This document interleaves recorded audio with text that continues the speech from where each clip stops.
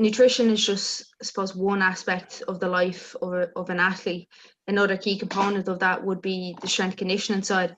So, Josh, what would your kind of typical strength and conditioning session be any given week? Say the week's coming up to a tournament. Coming up to the tournament. Well, normal week on a Tuesday, it would consist of cleans, squats, just regular squats on the Tuesday, Romanian deadlift, and some press, either single arm press or double arm press with the dumbbells. And then on Fridays, I normally do snatch along with the heavier squats from like the half pins. So I do like half squats, quite heavy, and then also Romanian deadlift, maybe a single with the two dumbbells as well. But yeah, coming up to the tournament, I don't really change it too much. I just bring down the reps. I still keep the weights around the same, but just bring the reps down and try and make them a little bit more explosive. So sometimes the weight does come off a little bit. But yeah, I definitely feel more confident on court once I at a certain level my weights. I know when I am lifting a certain weight in the gym, I know I feel a bit more confident on court. So for me, it's a big thing.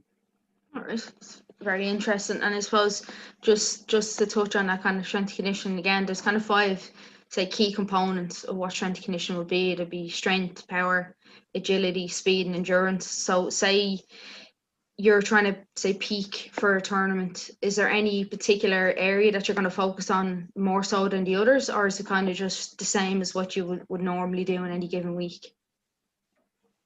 It's mainly the same. It's just maybe trying to stay a bit more mobile, like maybe doing a bit more flexibility stuff or some band work, just to try and keep the body taking over. But for me, I get quite a bit of tendon problem in the knees. So for tendons, you need to keep them loaded most of the time to make sure that you don't get pain in your knee and stuff like that.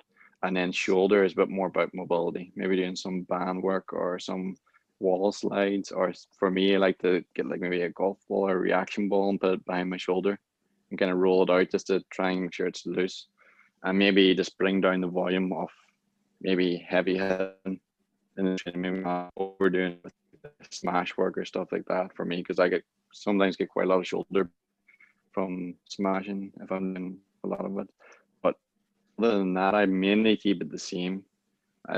For me, I've kind of had the same kind of routine in the gym, and like to keep, like, as long as I'm hitting the certain weights that I think I should be, then I feel confident.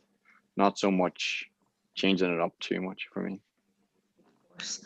And I suppose, Sam, in terms of that, say the strength conditioning, and with tournaments happening every week or 2 weeks in a normal year, how important is the recovery? And how often would you do kind of recovery every day, a bit of foam rolling and stretching, or would you focus on that, say, more towards the end of a hard training week? I think it's crucial to build it in all the time. I think first of all, you have to know your body, as Josh is kind of saying, is like you have to know like where your weak point is. For me, I get quite stiff in my hips a lot, so I have to constantly be stretching my hips just to even like show up at training. But I think the crucial thing is to know your body, where you're weak or where you're, for Badminton, you could be dominant on your right side or left side because you're using so much of it. I think it's crucial to find out where your weak areas are and make sure that you're always on top of them, because if you just kind of let that spill over, I think it can cause disaster and get you off court for weeks, and you don't really have that time, say, in an Olympic year.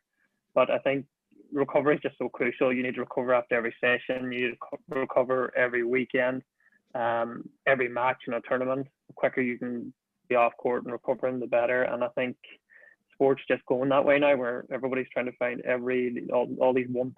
So I think it's not like if you do recovery, it's like when and how much you can do of recovery is just as important as doing the training itself.